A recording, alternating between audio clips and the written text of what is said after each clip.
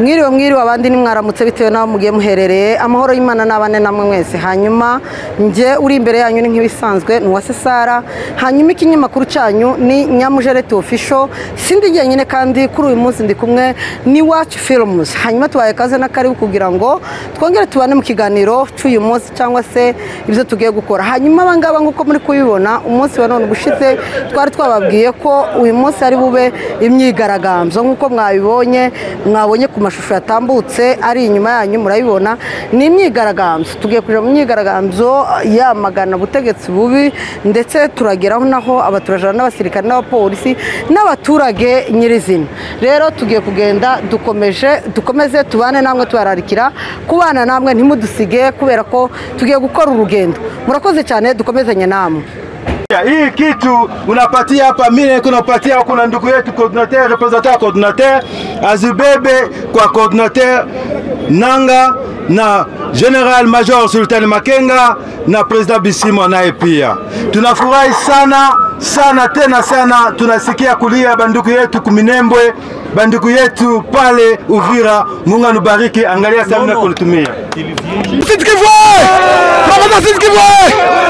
Notre gouverneur Kanyoka tunamkatala nani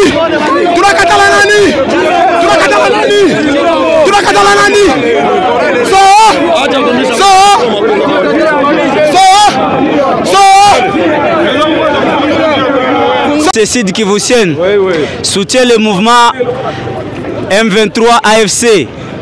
Nous disons non au pouvoir de Tshisekedi. C'est ça.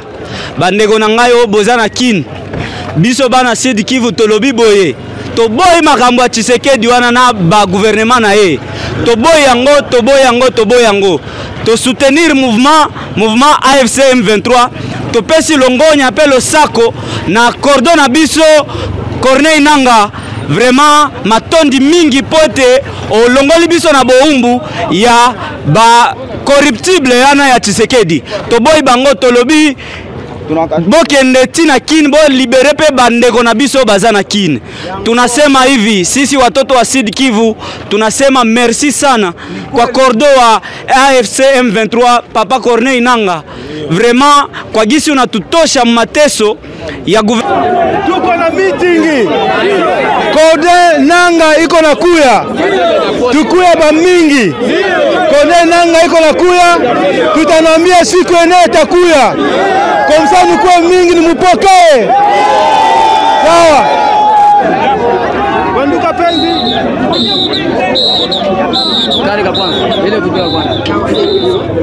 banduka penzi tunasema asante sana kukuwa mingi kutupatia memo yenu tunasikia kulia yenu saa coordinateur representant coordinateur anasema sasa tuko naambia nuzitayarishe meeting ya kabambi iko yene Corneille Nanga iko la kuya huku kusumulia na watoto wa Bukavu tunasikia sasa hivi tunafurahi tunasema tuende nyumbani sekiri hapana niko naambia hivi bali kuya fazi tano ene security kuya tulisha tosha ine haiko mzuri sasa kwenye fazi moja inabakia tutajitosha pia sasa tulikuwa hapa dunia yetu ya Bukavu kovu chafu sana tunafanya salongo haiko mzuri sasa bingine tutazifanya na kazi itakuya nukuya kwanza ku meeting tutapatia kazi na vitu vingine sasa asante tuende nyumbani merci bajeni yetu merci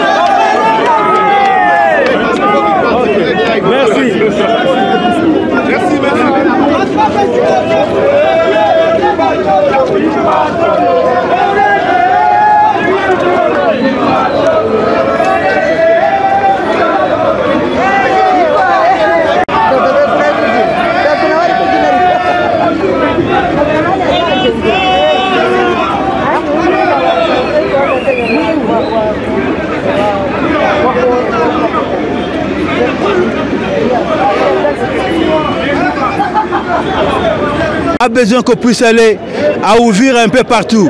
Mais nous appelons la communauté internationale qui nous traite d'être des mauvais, des méchants, mais regardez toute cette population qui se déplace dans la ville de Bukavu, un peu partout à la recherche de l'AFC M23. C'est à vous maintenant de dire la vérité à la population nationale, tout comme à l'opinion internationale, de ce qui vient de se passer ici présent en ce moment. La tâche vous est réservée et c'est à vous maintenant de propager cette nouvelle parce que la population a soif de changement. La population ne veut plus la dictature de Tshisekedi, le népotisme, le tribalisme, les vols. Elle veut que Tshisekedi puisse partir. Je pense que vous l'avez entendu dire, Tshisekedi, bye bye. Merci beaucoup, chers amis de la presse. On se parlera plus tard. Merci. Les communautaires, tout ça, ils sont venus juste pour donner notre soutien à notre mouvement, par les mouvements, parce que nous sommes en train de voir que nous serons vraiment tellement libérés et notre droit, nous serons. Parce que nous vivons mal. La question est celle-ci. Moi, je me pose la question alors. Il y a de ces gens-là qui sont en train d'opérer partout ailleurs. Si vous pouvez avoir confiance en nous,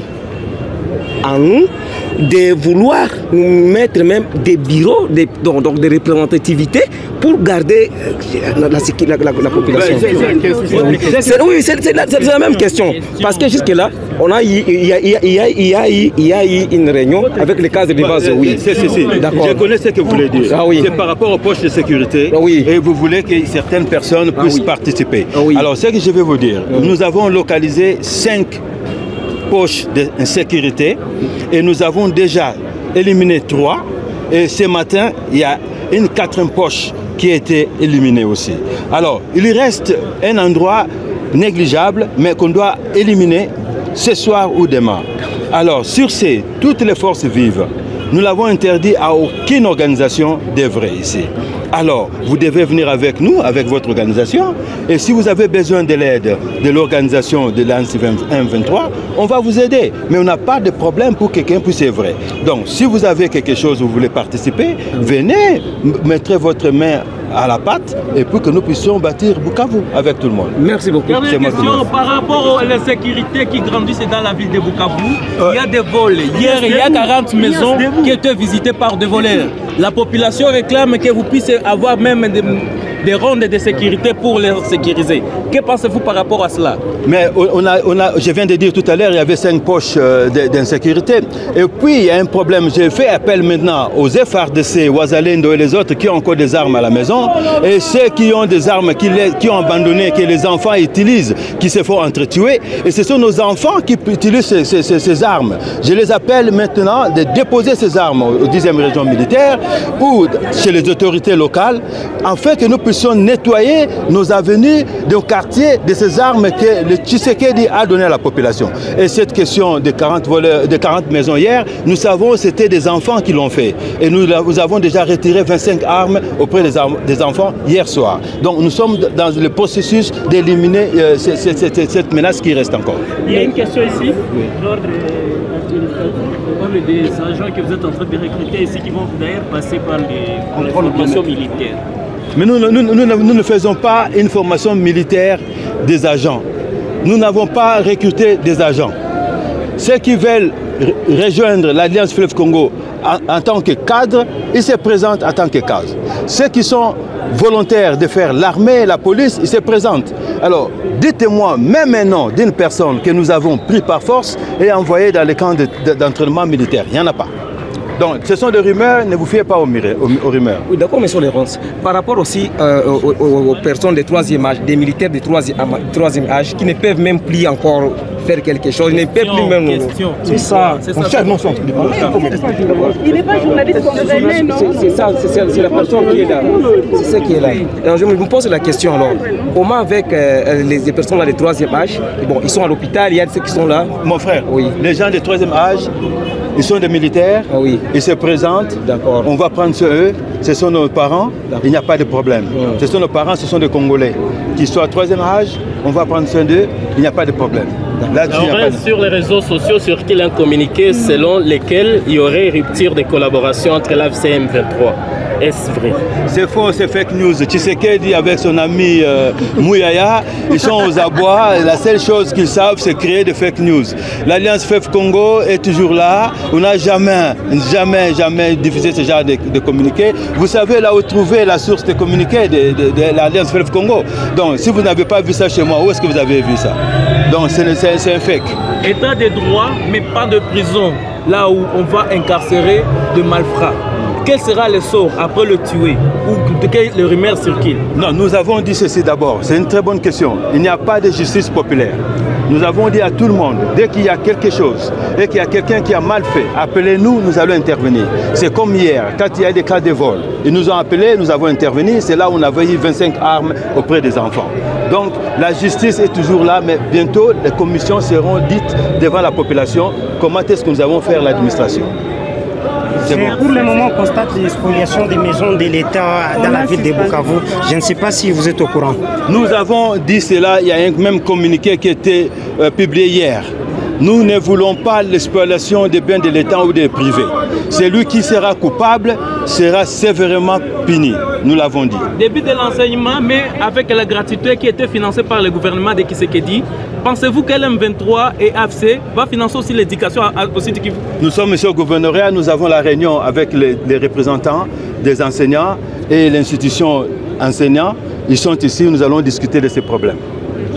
Merci beaucoup. Une proposition, Charles Laurens, pas une question, une proposition. Nous souhaiterions que vous puissiez organiser une grande rencontre avec vos amis de la presse. Beaucoup de questions, des maires sans réponse.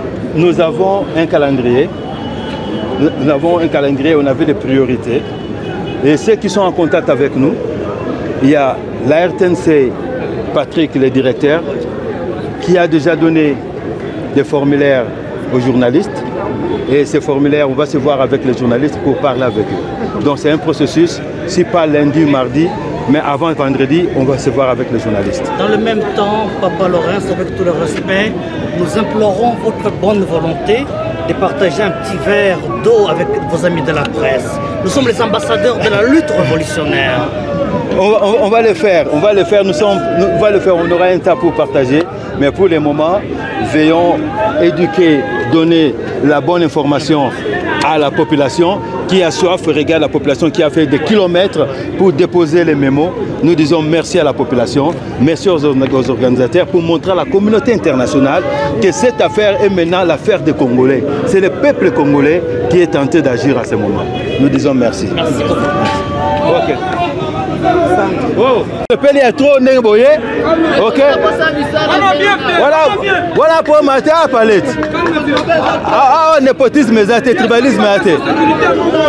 Ah, vous avez parlé. Vous avez mère, mais ma bango a parlé. Tu reçois la cima. Vous comprenez? Donc, si vous continuez à plan, vous avez la carte.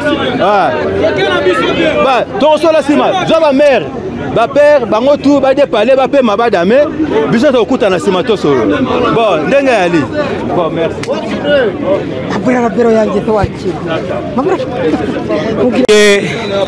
la jeunesse sud kivusienne soutient le mouvement M23 AFC. Nous disons non, non, non au pouvoir de Tshisekedi. C'est ça. Bandeko na ngai o bozana kin. Biso bana Sud Kivu tolobi boye. To boy makambo ya Tshisekedi wana na ba gouvernement na ye. To boy yango. To soutenir mouvement AFC M23. To pesi longonya appelle sako na cordon na biso Corneille Nanga. Vraiment matondi mingi pote o longoli biso na boumbu ya ba corruptible yana ya Tshisekedi. To boy bango tolobi bokende tina kin bo libere pe bandeko na biso bazana kin. Tunasema hivi sisi watoto wa Sud Kivu tunasema merci sana kwa kordo wa AFC M23 Papa Corneille Nanga. Vraiment kwa gisi unatutosha mateso ya gouvernement Tshisekedi, tunasema uende mpaka Kinshasa. Tunakusutenir bajene yote bako hapa. Haiko vile. Atupendi tena tribalisme. Tulisha teseka batoto banakosa namna ya kujikomporte, hakuna makazi, to ya dolari inapanda, insekirite ilikuwa inapanda, bwizi ilikuwa iko yulu sana. Sasa sie tunasema hatutaki. Okay, this is a message for the youth of South Kivu province. We support the AFC M23 movement and we wish them to go until Kinshasa. Okay. Tunashukuru sana tena sana. Tunateseka sana kwa ajili ya ule Chilombo. Sie tuko Barasta. Tunafurahi sana tunapata mkombozi wa kututetea taifa. Tunafurahi sana. Tutanganya sana, tunateseka. Tunakosa makuta kulipia hata watoto masomo. Watoto wanateseka tunashinda musine jo kukosa amani. Tunampatia hata dole si Barasta. Omo tunapenda huu wetu mwenye tutafuata. Tena mimi nampatia tasi yake. Hii kitu unapatia hapa, mimi kunapatia kuna ndugu yetu coordinateur, representant coordinateur, azibebe kwa coordinateur Nanga na General Major Sultan Makenga na President Bisimo naye pia. Tunafurahi sana tena sana, tunasikia kulia bandugu yetu Kuminembwe, bandugu yetu pale Uvira. Mungu anubariki, angalia sana kulitumia.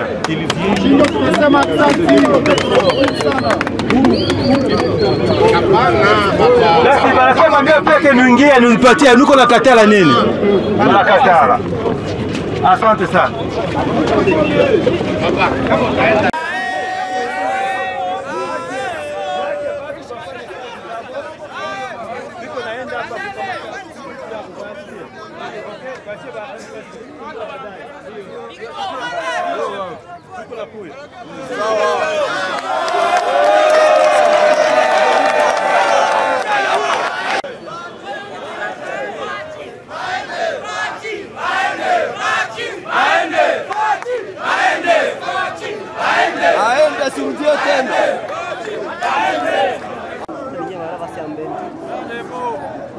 Moja ni nguvu.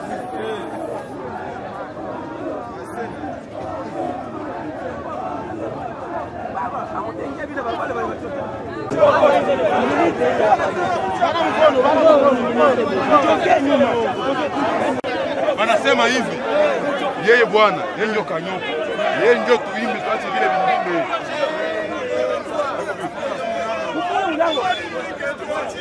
Pamotale. Tuna nyimbo tuna.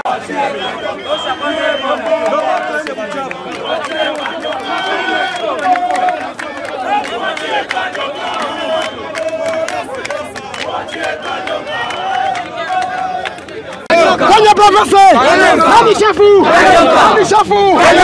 Professeur! Kani chafu! Kani chafu! Kani chafu! Kanyoka! Kanyoka! Kanyoka! Kanyoka! Kanyoka! Kanyoka! Kanyoka! Kanyoka! Kanyoka! Kanyoka! Elanga! Kanyoka! Elanga! Kanyoka! Elanga!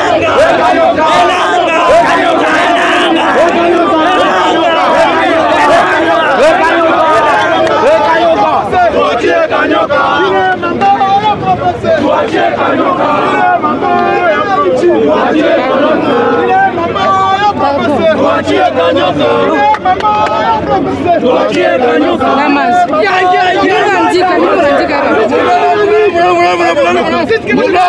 Laurence Kanyoka!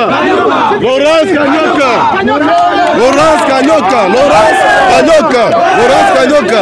Je suis Nanga! Je suis Nanga! Je suis Nanga! Laurence Kanyoka! Merci à vous.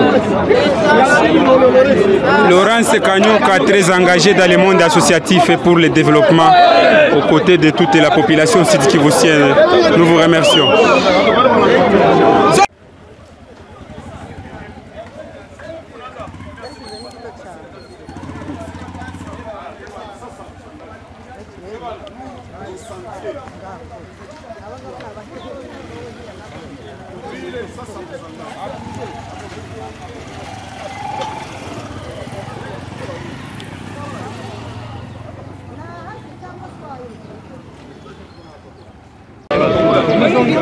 Ne filmez pas, ils viennent. Ce sont des rendez-vous. Pour inspection.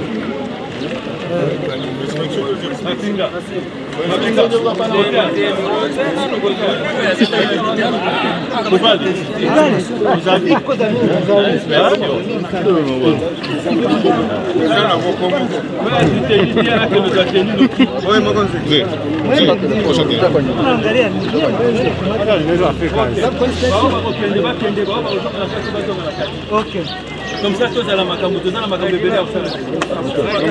Mais pas pour faire un débat, tu vas aller. Mais on s'est tenu. Bon, faut un manque.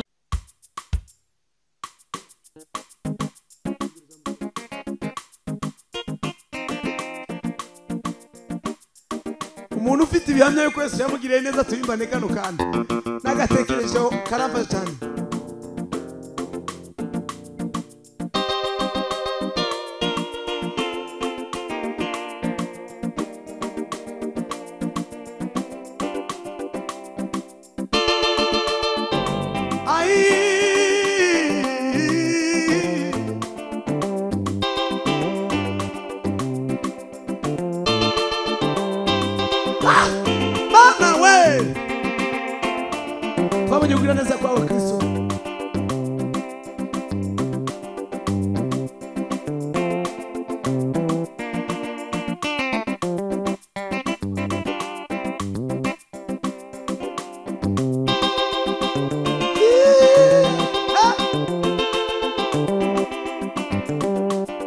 Dufite ibihamya ko Yesu agira neza, yakoze imirimo twe tutari kwishoboza.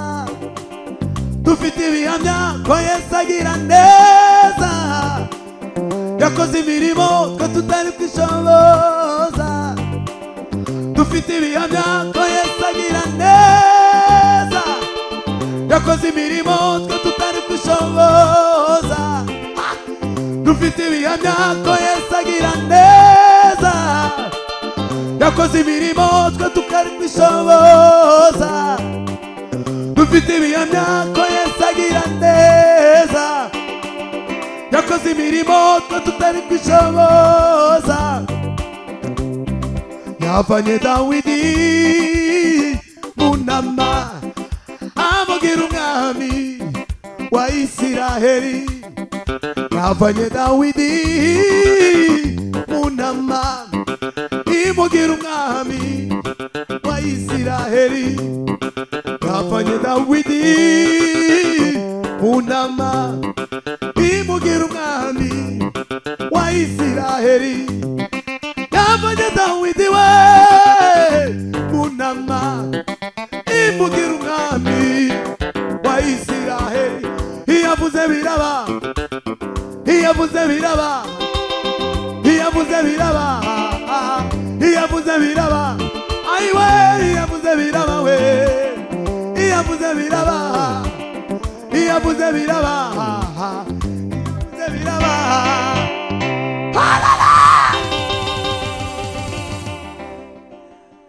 Ibyo yakoze nibyo bizatumara ubwoba no gushidikanya kw'Imana yacu iriho, biza bitumara ubwoba rwose. Dufite ibihamya, turasubiramo ako kantu ukumve cyane nubwo na Sara yari kukumva. Dufite ibihamya ko Yesu agira neza. Nimara ndari indirimbo Jean Gisubizo nayo yamfashije mu minsi ishize. Gatwagiye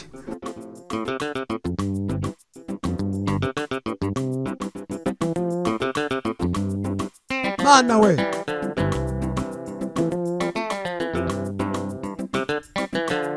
dufite ibihamya ko Yesu agira neza, yakoze imirimo twe tutari kwishoboza. Dufite ibihamya ko Yesu agira neza, yakoze imirimo twe tutari kwishoboza. Dufite ibihamya ko Yesu agira neza, yakoze imirimo twe tutari kwishoboza. Dufite ibihamya ko Yesu agira ayiwe neza, yakoze imirimo twe tutari kwishoboza. Yavanye Dawidi mu ntama imugira umwami wa Isiraheli. yavanye Dawidi munama imugira umwami wa Isiraheli yavanye Dawidi munama imugira umwami wa Isiraheli yavanye Dawidi munama imugira umwami wa Isiraheli iyavuze biraba iyavuze biraba iyavuze biraba we iyavuze biraba iyavuze biraba iyavuze biraba ay iyavuze biraba we iyavuze biraba ngo yasagira neza yakoze imirimo twe tutari kwishoboza dufite ibiyaga ko yasagira neza yakoze imirimo twe tutari kwishoboza dufite ibiyaga ko yasagira ayiwe neza yakoze imirimo twe tutari kwishoboza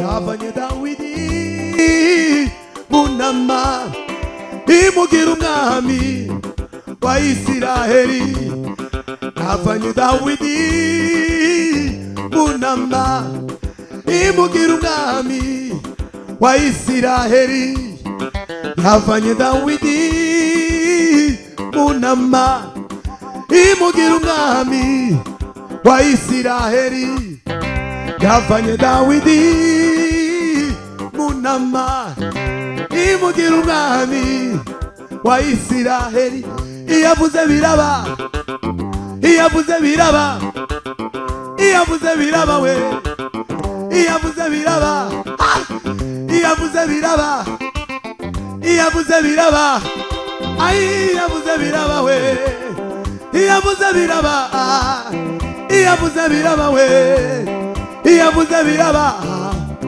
iyavuze biraba iyavuze biraba we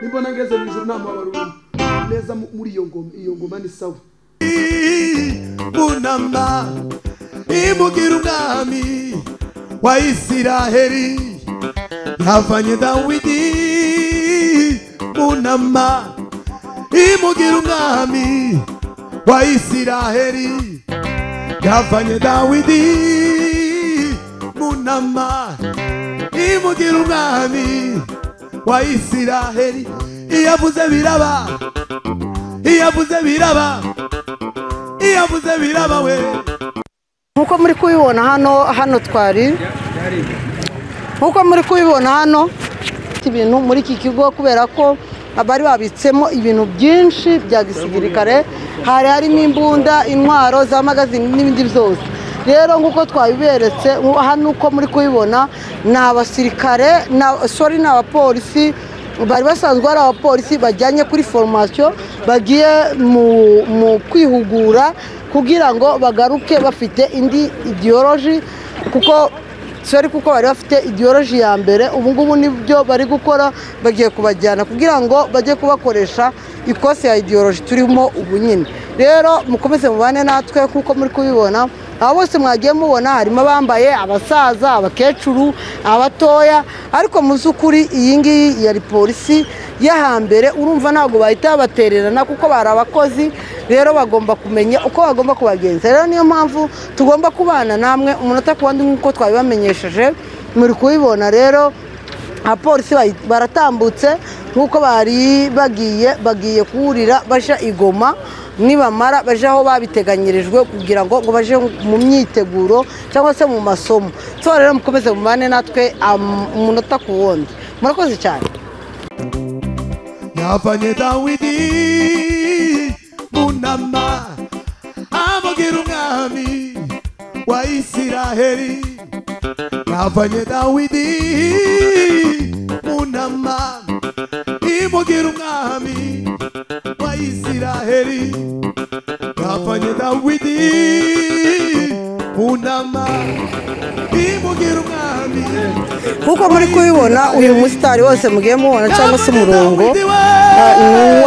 abari kuja mu gisirikare ari kwinjira mu gisirikare.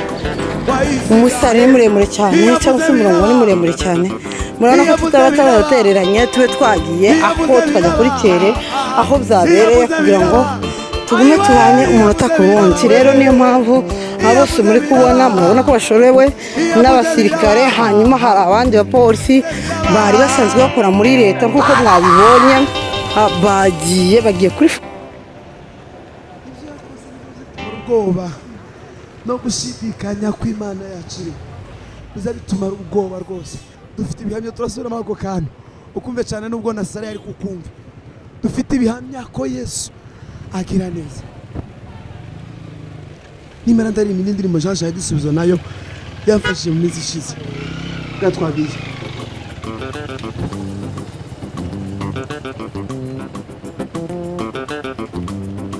Mana we